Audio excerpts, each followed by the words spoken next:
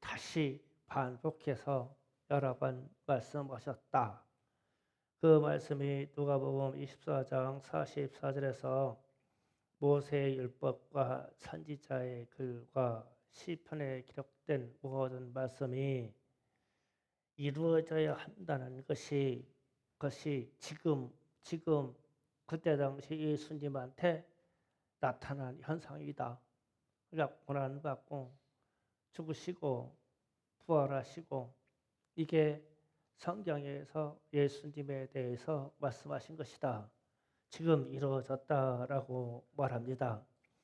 그래서 이해를 돕기 위해서 속죄는 대속의 뜻은 어린 양의 피로 죄를 대속하였듯이 예수 그리스도의 피로 너희의 죄를 대속하였다. 그러면 너희의 죄가 대속되었으니까 죄값은 사망인데 죄 사함을 받았으니 사망 권세를 이긴 것이다. 사망 권세를 이기는 상이 뭐냐? 내가 부활한 것이다. 이거를 반복해서 말씀해 주신 거예요. 그리고 이 제자들이 그러면 이렇게 반복해서 얘기를 해주고 40일 동안 함께 있어서 이 부활과 성경의 내용과 하나님의 나라의 일들을 했는데 그래도 안 믿어지는 거예요. 그래서 마가복음 16장 14절에는 이렇게 기록되어 있어요. 다 같이 한번 읽어봐요.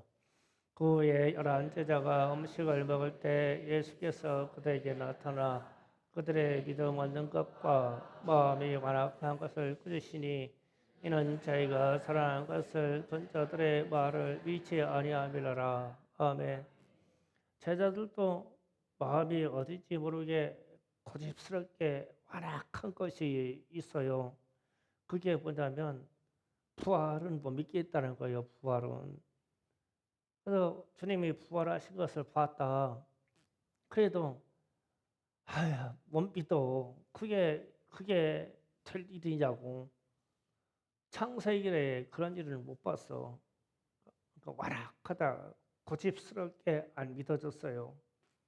그래서 예수님이 다시 반복하는 거예요. 마음을 열어 성경을 깨닫게 하시기까지 다시 말하는 거예요. 그러니까 이게 무슨 뜻이냐면 믿어지게 했다는 거거든요. 그래서 성경의 이야기를 쭉 합니다. 시편에서는 나에 대해서 이렇게 얘기하고 선지자의 글에는 나에 대해서 이렇게 하고 모세의 율법에 대해서는 나에 대해서 이렇게 말했는데 너희가 지식적으로 알지 않냐? 그런데 지금 지금 실상은 내가 부활했어. 그래서 부활했어. 그러니까 이론적인 이야기 혹은 논리적인 이야기를 쭉 듣고 현상하고 딱 맞아떨어지니까 그때서 믿음이 오는 거예요. 믿어지는 거예요. 그래서 우리가 예수를 보지 않고 믿는다는 자체가요. 기적이에요. 기적. 축복 중에 축복이고요. 믿어져야 돼요. 예수님의 부활과 마지막 때 우리의 부활이 믿어져야 됩니다. 그렇게 되기를 주의로 축복합니다.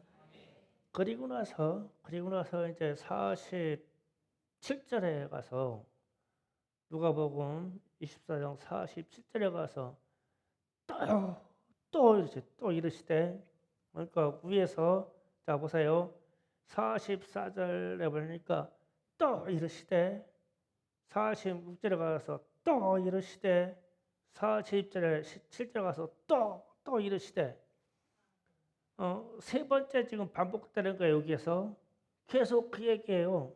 또 이르시되 예수 이름으로 제사함을 받게 하는 회개가 예루살렘부터 시작하여 모든 족속에게 더 전파될 것이 기록되었으니 성경에 기록되어 있다고 또 말씀하시는 거예요. 그러니까 앞에서 듣는 사람들이 예수님이 부활해서 지금 오셔서 얘기를 한 거거든요. 부활하신 예수님이 지금 말씀하시는 거예요. 성경에 이렇게 되어 있어. 그게 나에 대한 이야기다. 그런데 제자들이 눈 깜빡하고 있어. 깨달았는지 알아들었는지 이러고 있어. 그러니까 예수님이 참 답답해요. 알아들었는지 믿었는지 모르겠어. 그러니까 또 이러시대 해가지고 똑같은 얘기를 또 그런 거예요. 성경에 이렇게 얘기돼 있고 예수에 관한 얘기가 이렇게 돼 있고 이렇게 되어 있어. 그러고 나서 그때서 조금 이제 깨닫는 마음이 조금 열렸어. 그런데 또 이러시대 또 얘기해야 돼요.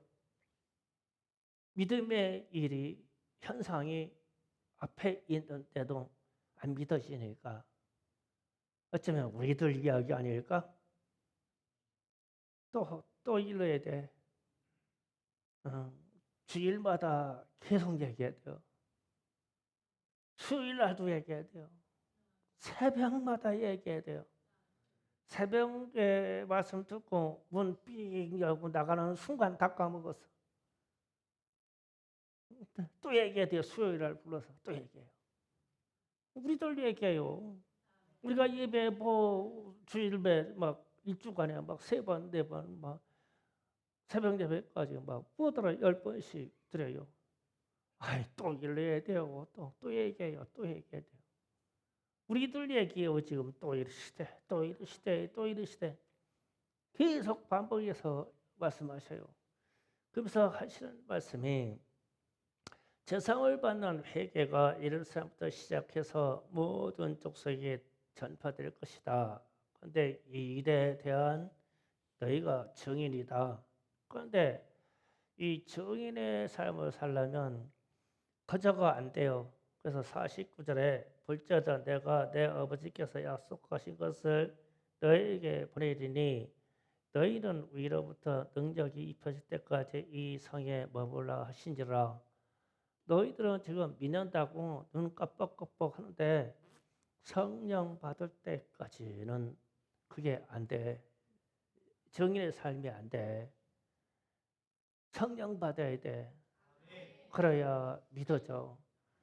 확실하게 믿어져. 그래야 믿음의 생활을 유지하고 있을 수 있어. 성령 받아야 돼. 지금 예수님이 부탁하는 거예요. 이게 우리들의 이야기입니다. 그래서 예수님이 복음서에서 출발은 세례 요한이 회개하라 천국이 가까웠다라고 출발하고 예수님의 말씀도 회개하라 천국이 가까웠다고 말씀하시고 모든 복음서의 끝이 오늘 말씀처럼 회개하는 것이 예루살렘부터 시작해서 모든 족속에 전파될 것이다 라고 해서 회개를 또 말씀하셔요. 그러면 회개 없는 복음을 전하면 반쪽 복음이거나 가짜입니다. 이 회개를 빼놓고는 복음이 이루어질 수가 없어요. 우리가 왜 회개를 빼버리면 주님은 지금 모든 복음이 전파될 때에 회개하는 복음부터 시작해서 전파된다고 했는데 이 사실이 대해서 너희가 증인이야. 그런데 너희가 증인인데 이 사실도 성령 받아야 돼. 지금 그 부탁이거든요. 그러면은 회개를 뺄 수가 없어요. 뺄 수가 없어요. 그래서 회개가 빠지면 잘못된 복음이 되는 거예요. 회개하라, 예수를 믿으라 이 말이 맞아요. 무조건 예수 믿고 복 받으세요가 아니라는 거예요. 회개가 반드시 들어가야 됩니다. 그래서 우리가 얼마나 많은 죄를 가지고 또 이런 죄가 우리를 얼마나 파멸케 하며 사망으로 이끌어가는지 우리 양심이 알아요. 그렇잖아요. 우리가 세상 살면서 얼마나 많은 죄 속에서 살며 눈으로 귀로 먹고 마시는 것으로 얼마나 많은 죄를 지며 얼마나 많은 실수를 하며 그렇게 말씀으로 우리의 심령을 다스리라고 해도 말로 이렇게 실수를 해서 사람들을 아프게 하며 다 죄의 흔적이거든요. 그런데 이 사실을 회개하지 않아요. 그러면 그 다음에 일이 무언 소용이 있냐는 거예요. 우리가 변화돼야 되죠. 우리가 왜 변화되지 않느냐? 우리가 왜 인격적으로 성숙되지 않냐? 회개하기 때문에 그래요. 나는 원래 그런 놈이라니까요. 이걸로 살아. 뭐 내가 그런 거 몰라? 그걸로 살아. 아니요, 우리는 예수를 닮아가야 돼요. 변화돼야 된다니까요. 막 싹 고쳐야 돼요. 막 우리 권사님들 막 아주 속 다 싹 고쳐버려야 돼요. 100%다 빼버려야 돼요, 우리 권사님들은. 아니요, 그게 인정 안 돼. 나랑 나라니까 왜나 권사 왜 내 얘기하냐고 나랑 나라니까. 내가 권사님들 만만해서 얘기하는 거예요. 우리 집사님들은 아직 어려서 이렇게 얘기하면은 교회 관둔다고요. 항종 짓들은 남아 있을 거 아니에요.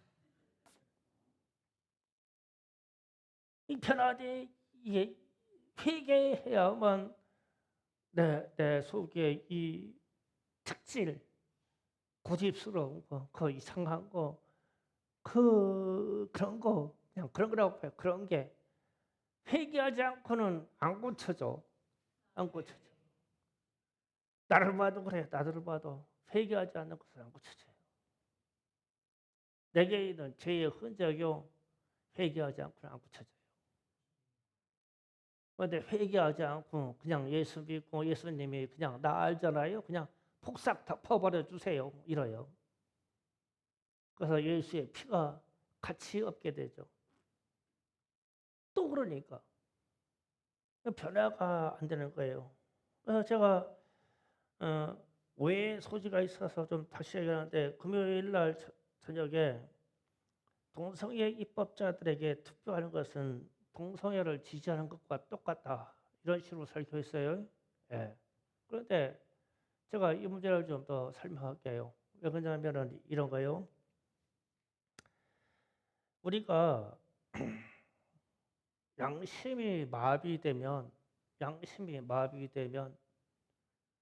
회개가 안 나와요. 회개가 안 나오면 무지해져요. 무지의 반대는 지혜입니다. 자, 무지해져요. 자, 이 얘기를 할게요. 소돔과 고모라 성에 하나님이 하늘에서 들으니까 무슨 죄가 그렇게 많은지 소돔과 고모라 성에서 죄로 말미암아 아우성 치는 소리가 하나님께 들렸어요. 그러니까 무슨 죄가 그렇게 많은지 아이고 아이고 하는 소리가 이런 소리가 땅에서 들렸어요. 그래서 하나님이 천사들을 보낸 거예요. 그 땅에 가서 내가 이 들은 바, 이 비명 소리들과 이렇게 죄악의 소리 들은 바가 사실인가 가서 확인해라. 갔어요. 그래서 이제 천사들이 소돔과 고모라 성에 갔죠. 그러더니 천사들이 상당히 미소년의 모습으로 왔던가 봐요. 아름다운 모습으로 온가 봐요. 소돔과 고모라 성에 남정네들이 막 눈이 다 뒤집혔어. 그래서 상관하리라는 두 가지 측면이 있어요. 너랑 나랑 상관하자. 이거는 남자들끼리는 한번 맞짱 떠서 싸우자는 뜻이요. 힘이 누가 센가? 상관하자. 이거 아니면 상관하자 의미는 우리가 성적으로 관계를 맺자. 이 두 가지 의미를 가져요. 그런데 무슨 일인지 힘으로 상관할 일이면 동네에서 가장 힘센 놈 한둘만 오면 돼요. 그렇잖아요. 그런데 동네 남자들이 다 모였어. 다 덤벼드는 거예요. 그래서 롯이 가르마고 그래요. 이 사람들에게 형제들아, 이 사람들에게 너희가 생각하는 그 일을 행하지 말라. 그건 악한 것이다. 행하지 말라. 차라리 내 딸을 둘을 내어줄게. 그러니까 내 딸 둘을 내준다는 것도 말하기 힘든 얘기예요. 그런데 얼마나 상황이 급박했으면 안에 있는 하나님의 주의 사자 천사들에게는 그렇게 하지 마. 그렇게 하지 마. 그런데 이 사실을 롯도 그렇게 이 상황적으로 역사의 끝맺이를 보면 그렇게 의로운 사람을 아래요. 그런데 이때 당시만큼은 롯에게 지혜롭고 의로운 사람이라고 표현했어요. 성경에서요.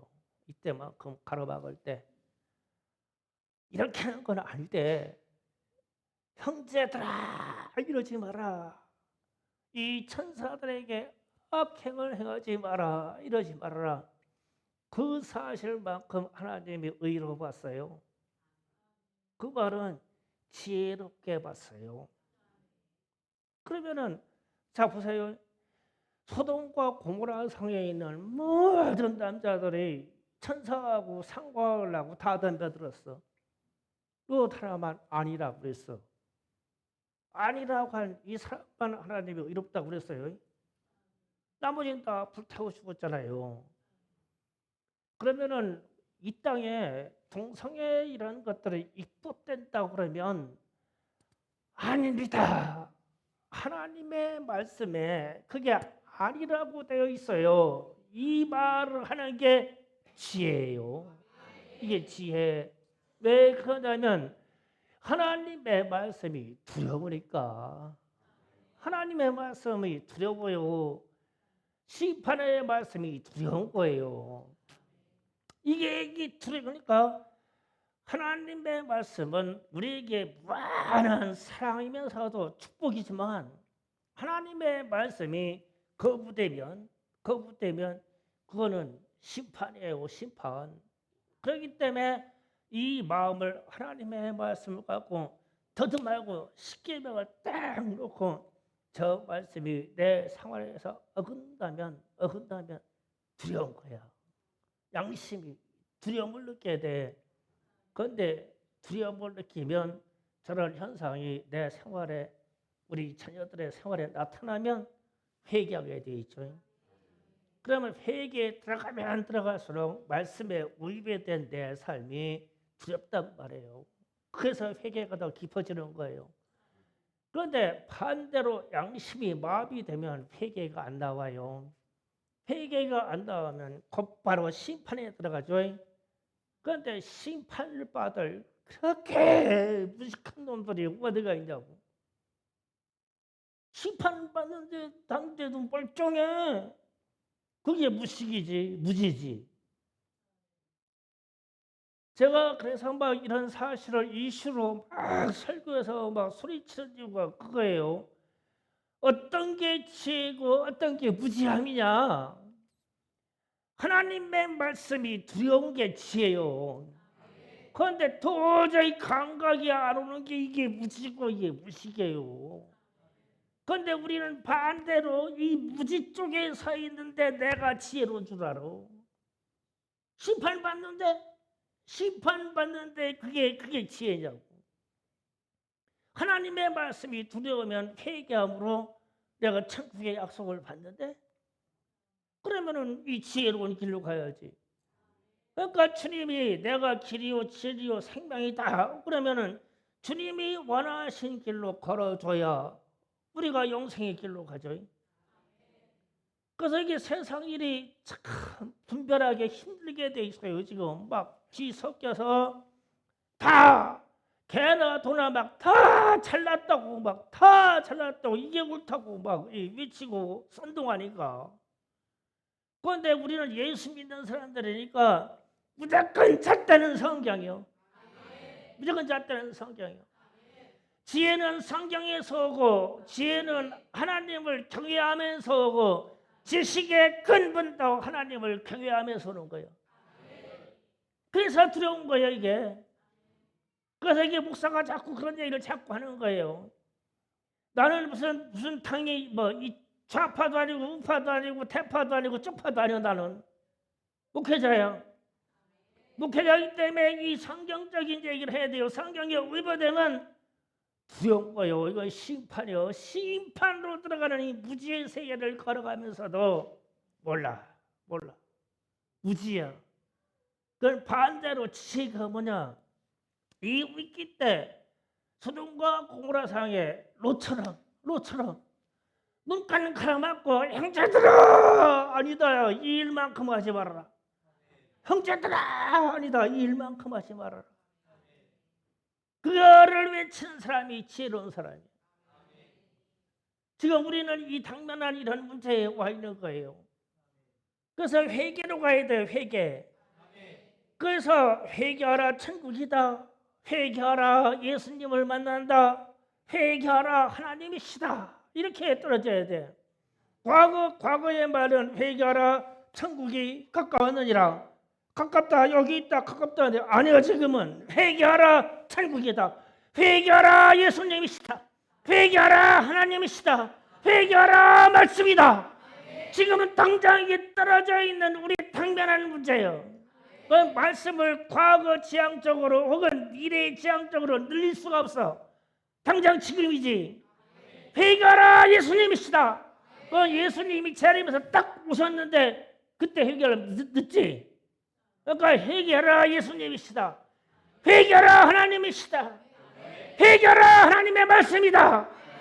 그냥 뭐 현재형으로 딱딱 떨어져야 돼요. 그래야 우리에게 회개할 수 있는 기회가 생기고 하나님의 말씀에 대한 두려움이 오는 거예요. 이게 성령의 역사라니까요. 그래서 새 언약에 대해서 에레미야 31장 31절 34절 잠깐 보고 갈게요. 자, 다 같이 읽어봅니다. 여호와의 말씀이니라 보라 나를 이르리니 내가 이스라엘 집과 유다 집에 새 언약을 맺으리라. 잠깐 새 언약이라는 것을 기억해요. 구약 시대에 지금 에레미야 선지자가 말하는 거예요. 새 언약은 구약 시대니까 신약에 와서 신약을 세워줄게.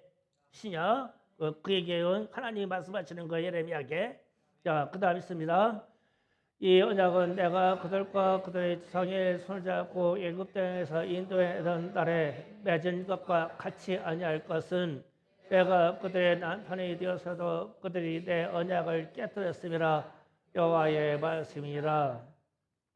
그러나 그날 후에 내가 이스라엘 집과 맺은 언약은 이러하니 곧 내가 나의 법을 그들의 속에 두고 그들의 마음에 기록하여 나는 그들의 하나님이 되고 그들은 내 백성이 될 것이라.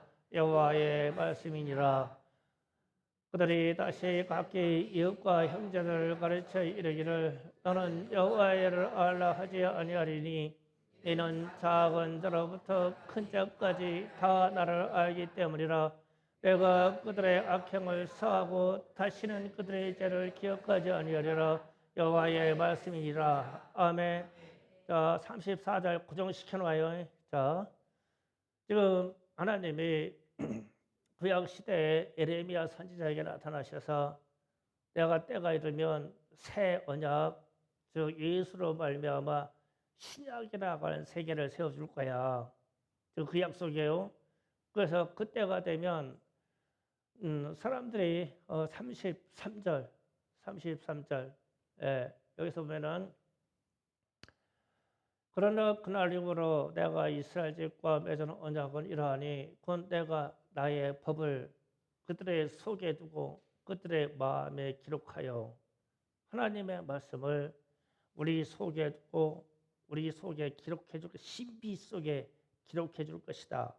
그래 내 안에 하나님의 말씀이 있으니까 하나님의 말씀을 어긋나게 하지 않겠죠. 내 지식도 내 마음도 하나님의 말씀이 새겨져 있어. 그러니까 돌에 새겨져 있는 하나님의 말씀도 집어 깨트리면 깨져. 그런데 사람 속에다가 새겨놓는 이 말씀은 지워질 수가 없어. 하나님의 말씀이. 그러니까 너희는 서로 사랑하라. 그러면 이게 지워질 수가 없어. 그러면 그거를 잃어버리지만 아니면 그대로 하겠죠. 그래서 신약 시대에는 이 현상이 일어나는데, 그런데 이 현상이 일어나는데 이게 성령이 함께 하셔야 되죠. 그 다음에 34절 다시 또 이해를 뒀습니다. 그들이 다시는 자기의 이웃 형제들을 가리켜 이르기를 너는 여호와를 알라 하지 아니하리니 이는 작은 자로부터 큰 자가 다 나를 알기 때문이다. 하나님을 알 것이다. 그런데 우리가 하나님을 아는 것은 내 안에 성령이 계시기 때문에 아는 거죠. 우리가 무슨 재주로 하나님을 알아요? 우리의 지혜와 지식은 하나님을 알 수가 없어요. 지혜로 덮여 있어서 안 돼요.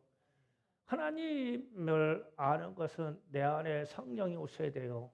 그런데 누가복음에서 출발한 주님이 회개로, 그러니까 복음을 신약을 세례 요한부터 회개로 시작해서 누가복음에서 회개로 맞았어요.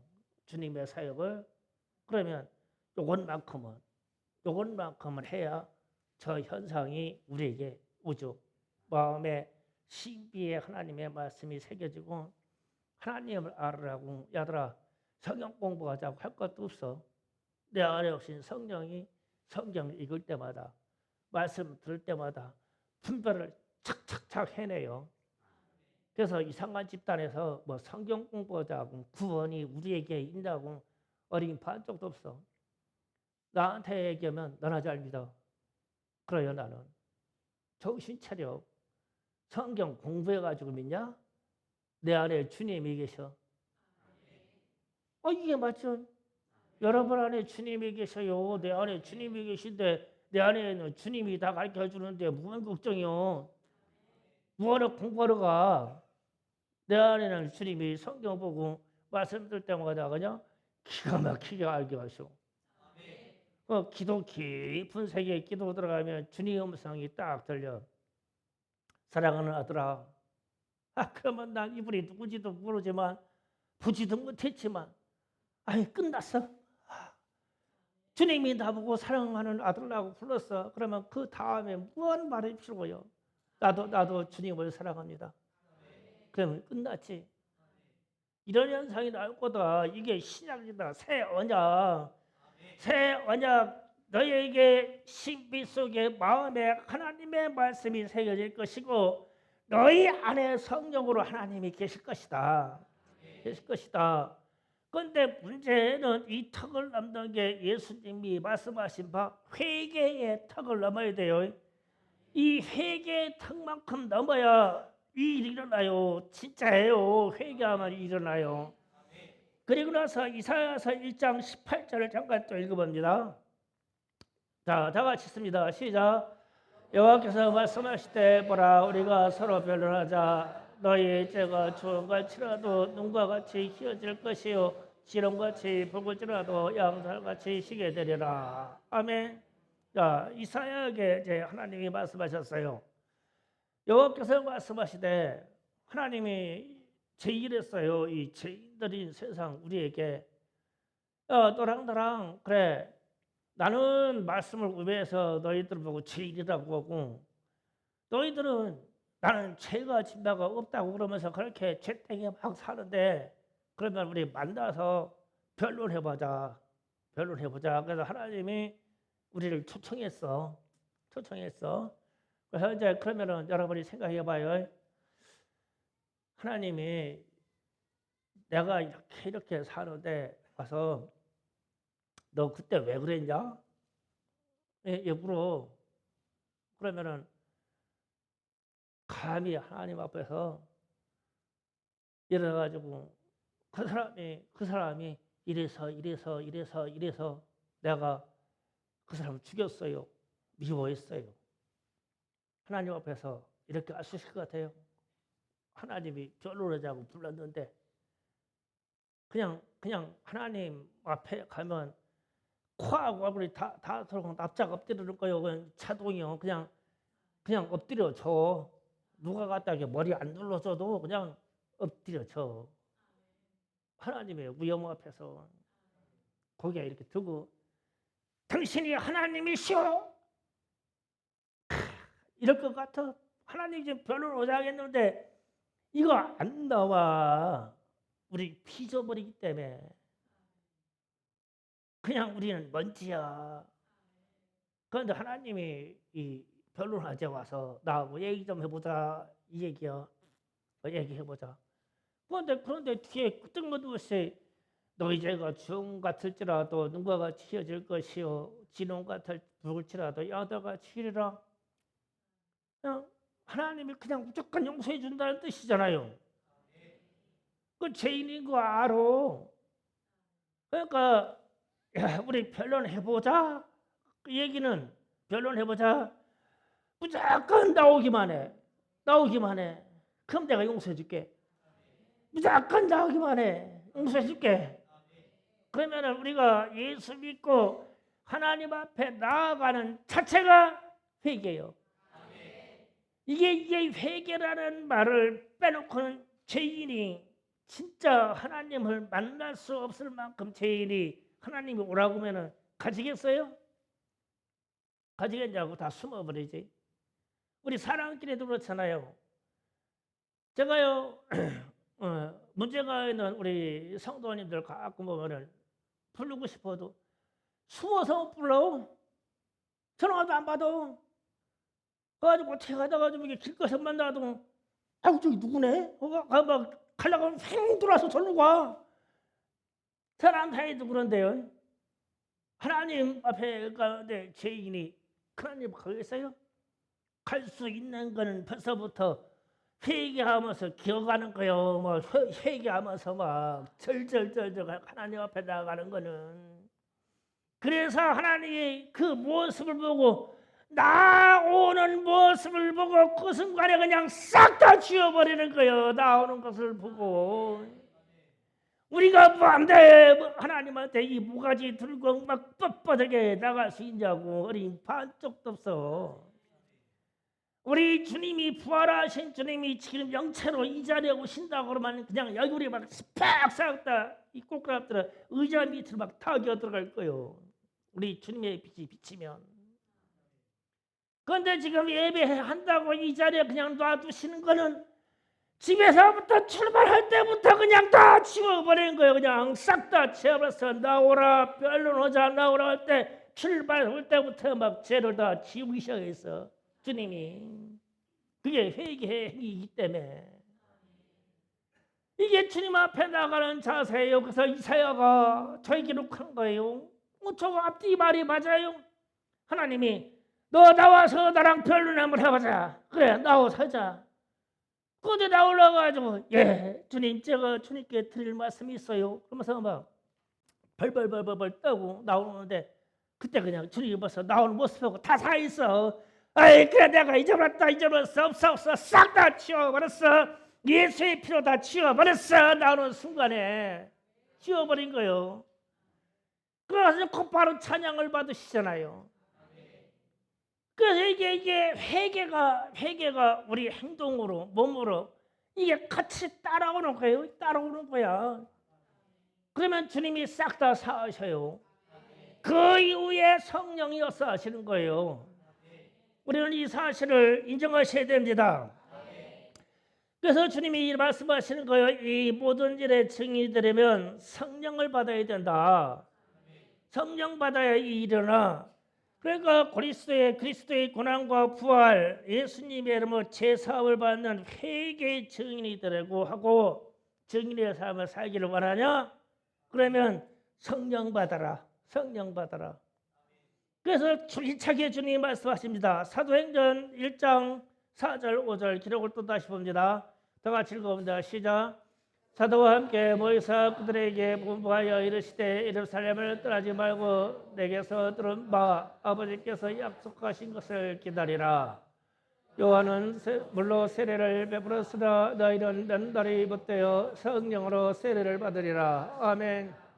네, 성령으로 세례를 받을 것이다. 그랬어요. 그러면은 몇 날이 못되어 이 시간은 열흘입니다. 열흘. 예수님이 부활하시고 40일 동안 이 땅에 있으면서 제자들에게 만나서 반복적으로 이 얘기를 했어요. 지금 제가 설교하는 이야기. 왜 우리는 회개해야 되고 왜 주님께 이렇게 나가야 되고 또 왜 예수님이 십자가에서 이렇게 죽어야 되고 내 피로 너희들의 죄를 사할 것이고 그래서 사망 권세가 깨어지고 그래서 내가 부활했다. 너희도 두 번째 약속으로 너희도 부활할 것이다. 이 약속을 계속 반복적으로 계속 말씀하셨어요. 안 믿어지는 제자들에게 그런데 너희가 성령 받으면 이게 이루어질 것이다. 이 말씀하신 거예요. 그래서 성령 세례를 받아라. 그래야 성령 세례를 받아야 교회의 역사가 일어나고 교회가 유지되고 너희는 증인의 삶을 살 것이고 성도로서의 능력을 갖게 될 것이다. 그러면 성도로서의 능력을 가지면 우리는 이미 회개한 뒷부분이 내 생활 속에서 잘려져 있기 때문에 다시 뒤로 못 돌아가죠. 내 안에 성령이 계신데 어떻게 같이 죄의 자리로 돌아가요? 못 돌아가죠. 그 성령이 가만히 계시지도 않죠. 그러나 성령을 근심케 하고 성령의 인격을 모독하고 갈 사람도 있죠. 가죠. 그러면 그 심판이 어찌할지는 하나님이 정하실 일이고 우리는 예수의 증인의 삶을 성도의 능력의 삶을 살려면 성령 받아야 돼요. 그래서 성령 받아야 돼야만 우리가 능력 있는 삶을 산다는 것을 스가랴서 4장 6절까지 읽어볼게요. 성령의 일 때문에요. 다 같이 있습니다. 시작. 그가 내가 대답하여 이르시되 여호와께서 스룹바벨에게 말씀한 말씀이 이러하니라. 만군의 여호와께서 말씀하시되 이는 힘으로 되지 아니하며 능력으로 되지 아니하고 오직 나의 영으로 되느니라. 아멘. 스룹바벨이 바벨론 포로에서 적은 인원을 데리고 귀환했어요. 귀환했는데 할 것이라고는 성전 기초를 놓은 곳밖에 없어요. 성전을 세우는데 성전 모퉁이에 돌멩이 갖다 세우는 곳밖에 없어요. 그러니까 그리고 또 언제 세워질지도 몰라. 그리고 물질도 없어. 재물도 없어. 돌아온 백성의 숫자도 너무 적어. 그러고 있는데 지금 하나님의 말씀이 그런 거예요. 이거 세워지는 게 너희들 힘으로 너희들 능력으로 되는 것이 아니야. 나의 영으로 되는 것이다. 성령으로 되는 것이다. 그러면 성령으로 역사하면 무슨 일이 생길지 모르죠. 그러니까 바벨론 본국에서 건축 재료 보내오고 사람 보내오고 지나가던 사람이 세워주고 그래서 우리도 우리의 삶을 보면 교회의 일이나 우리 성도들의 삶의 일을 성령으로 역사해 주셔야 우리의 삶이 기적으로 나타나죠. 예. 어제 그저께 전도할 때처럼 사모님 혼자 나갔는데 홍래 공사님 한주하고 애들이 와가지고 누르지를 주세요. 저희가 전도해 드릴게요. 전도해 달라고 했나? 애들이 한 번도 안 와. 지들이 다 전도해 주잖아. 난 그런 일만 있었으면 좋겠어. 기적이잖아요. 하나님이 하시는 일이 있게 되겠냐고요. 우리도 부끄러워서 나가서 못 하는데 애들이 몰려가지고 우리 친구들 순식간에 다 만날 수 있어요. 이래 주세요. 자전거 타고 막 다 뒤지고 다니면서 우리 같이 교회 가자고. 성령이 하시는 일이잖아요. 그런 일이 일어났으면 좋겠어요.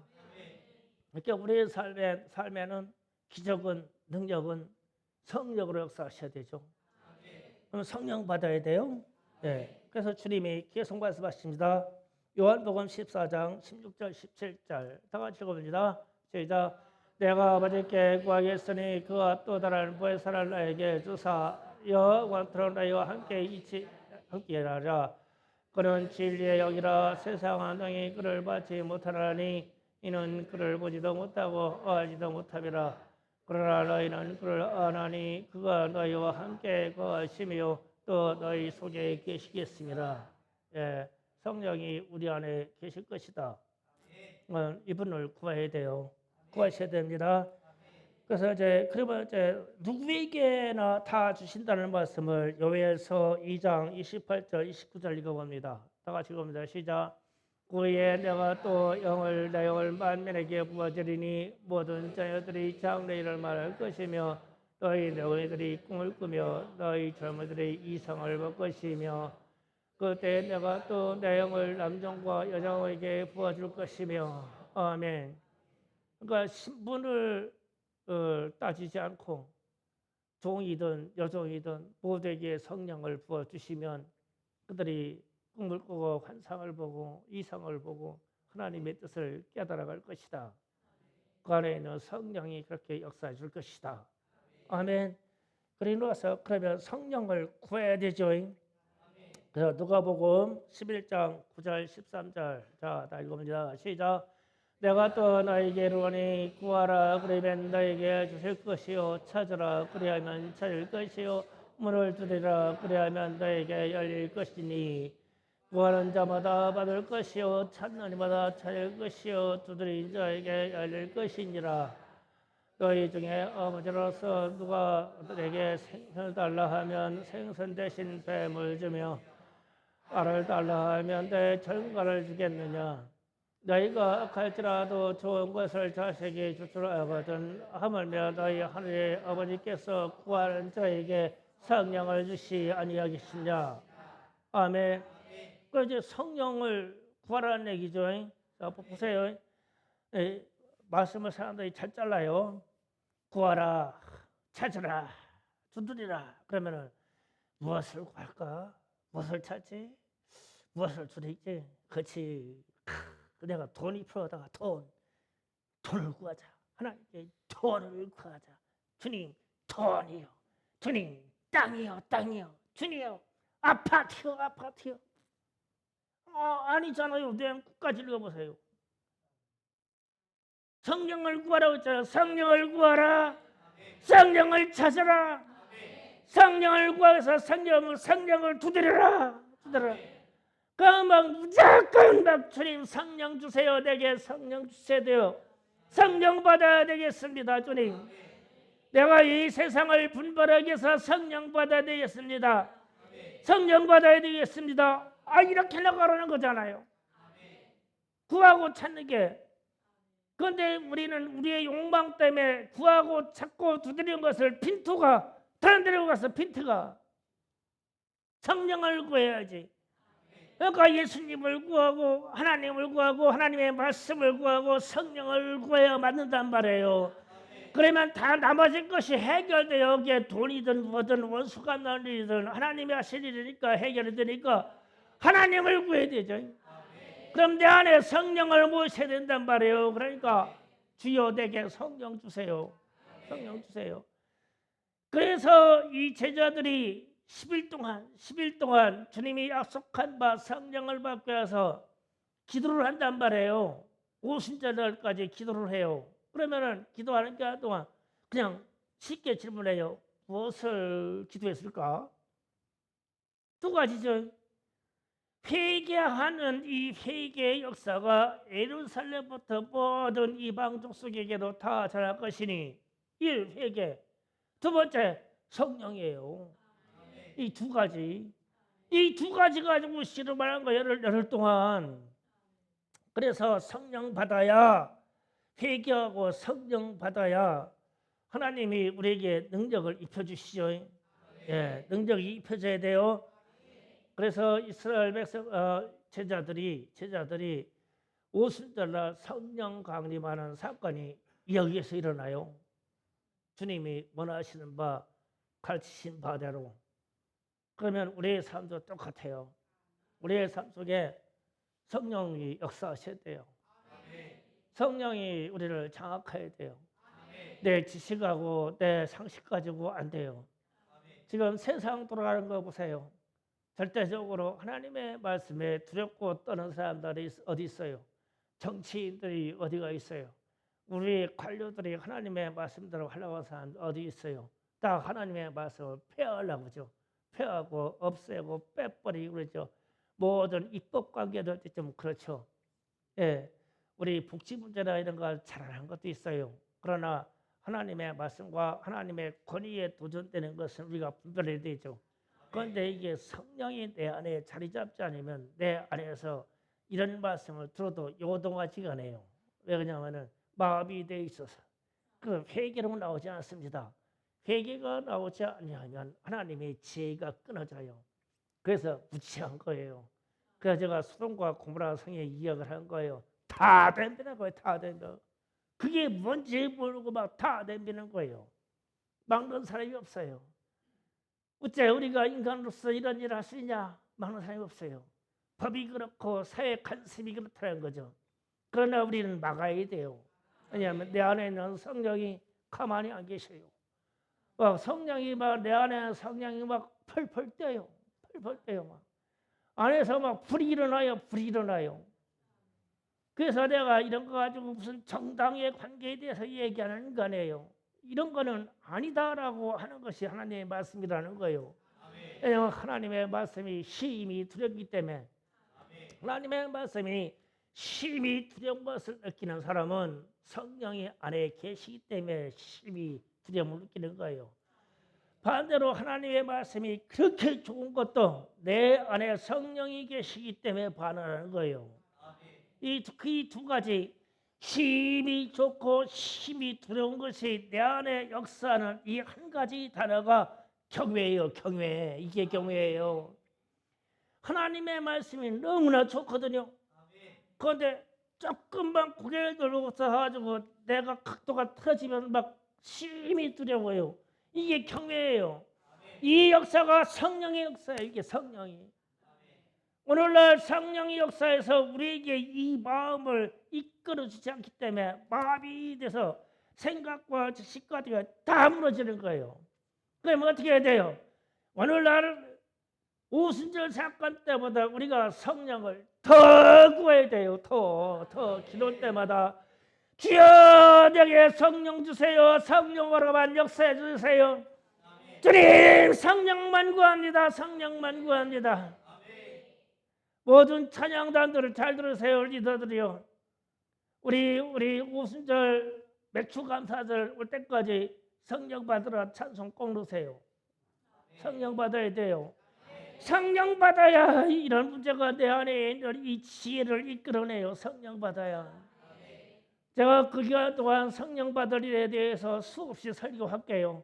찬송도 성령 받자로 하세요. 성령 받아야 됩니다.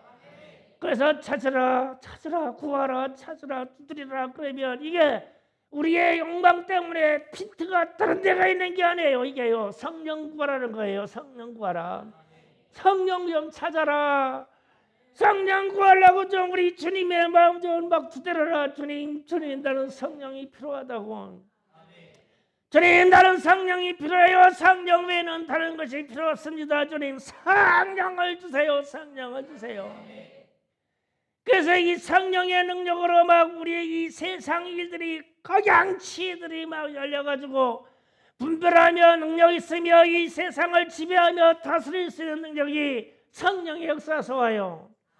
성령 구하세요. 우리 학생들이요 특별히 성령 무진구에 대해 성령 받아야 돼요. 우리 학생들이요 성령 받아야 돼요. 성령으로 지혜 세계가 열리면요 제 아들 공부 안 해도 되는데 지혜 세계라면.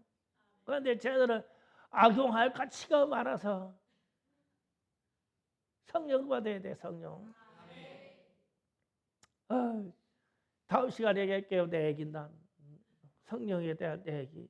이 얘기 좀 요거를 하고 갈게. 잘 들어보려고 생각. 제가 나이 40에 검정고시 너희들 말은 수능 다 봤어. 다 봤는데 나이 40에 시험 봤는데 서울대 빼놓고는 연세대 고등학교, 연세대 고려대학교 들어갈 만큼 학력 수준의 점수가 나왔어요. 나이 40에. 내가 머리 칸다게 좋은 사람이냐고? 아니요. 성령이요. 내게 오신 성령이요. 알게 하여. 수학 이렇게 보면 이게 눈동자로 푸는 거예요. 수학을 이렇게 해가지고 X는 어쩌고 Y는 어쩌고 이렇게 해가지고 눈을 푸는 거예요. 막 쓰고 있어. 국사 사회 읽어 그냥. 끝났어. 눈에 딱 박혔어. 끝났어. 성령의 지혜. 그거 받아야 돼요. 니들 무언지 몰라. 한만 공부해도 안 올라가지 성적은. 그래서 핸드폰 한 거 무언가 회개 다 해야 돼. 일단은 회개는 하고 성령 받아야 돼. 그 좋으신 성령 안 찾아. 핸드폰이나 사주세요. 핸드폰이나 바꿔주세요. 이러고 있지. 성령 받아라. 오늘은 말씀 여기까지 하고 구구절절히 한 2, 3주 성령 받으라만 갈 거예요. 성령 받으세요. 성령 구하세요. 주여 삼청하고